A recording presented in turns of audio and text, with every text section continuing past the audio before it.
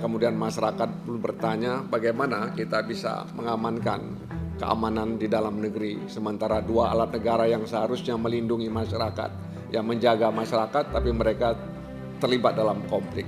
Anggota Komisi 3 DPR RI Nasir Jamil turut merespons insiden penembakan yang menewaskan 3 anggota polisi di Lampung pada Senin 17 Maret.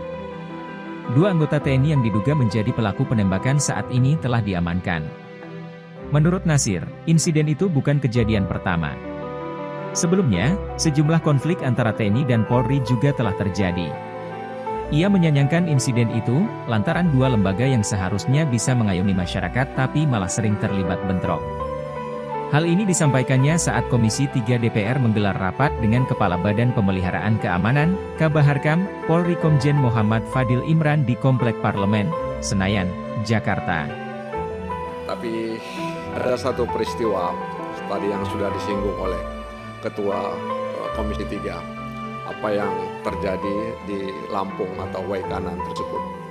Ini di mana diduga ada keterlibatan anggota TNI, dan hari ini kepolisian dan militer sedang mengusut pelakunya, dan pelakunya juga sudah ditangkap. Dan ini juga bukan peristiwa terakhir, ya. Itu yang yang diperkirakan oleh banyak orang. Mereka sebenarnya ingin bahwa ini peristiwa yang terakhir, ya, tapi mereka pesimis bahwa peristiwa ini bisa menjadi peristiwa yang terakhir. Sebelumnya kita mendengar di Tarakan, ya, ada peristiwa bentrok antara militer atau TNI dengan anggota polisi. Ya. Jadi ketika kita bicara soal keamanan dalam negeri, justru kita dipertontonkan di mana 2 alat negara yang mengalami bentrok, sehingga kemudian masyarakat pun bertanya bagaimana kita bisa mengamankan keamanan di dalam negeri, sementara 2 alat negara yang seharusnya melindungi masyarakat, yang menjaga masyarakat, tapi mereka terlibat dalam konflik. Apapun alasannya, mungkin bisa kita sajikan di ruangan ini. Tapi oleh karena itu memang perlu untuk dievaluasi sebenarnya dalam posisi Baharkam sebagai pembina keamanan dalam negeri.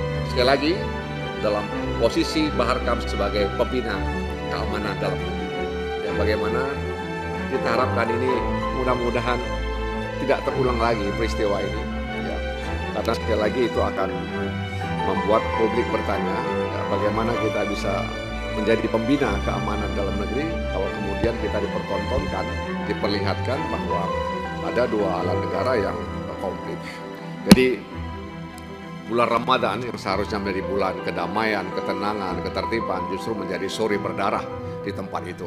Bagaimana Ibtu Lucianto, kemudian Bribka Petrus Aprianto, ya, dan juga kemudian Bribka Galib Surya Ganta itu harus menegang nyawa, ya, menghadapi mereka itu. Jadi ini jangan dianggap remeh menurut saya. Ya, tidak boleh kita anggap sepele, ya, karena mereka sedang bertugas, ya, untuk menertibkan penyakit-penyakit masyarakat yang ada di lingkungan mereka. Justru ada oknum-oknum yang memelihara penyakit masyarakat di tempat itu. Oleh karena itu layak dikutuk sebenarnya, ya, pelaku itu kalau memang dia benar melakukan itu karena sedang diusut. Download Tribun X sekarang, menghadirkan lokal menjadi Indonesia.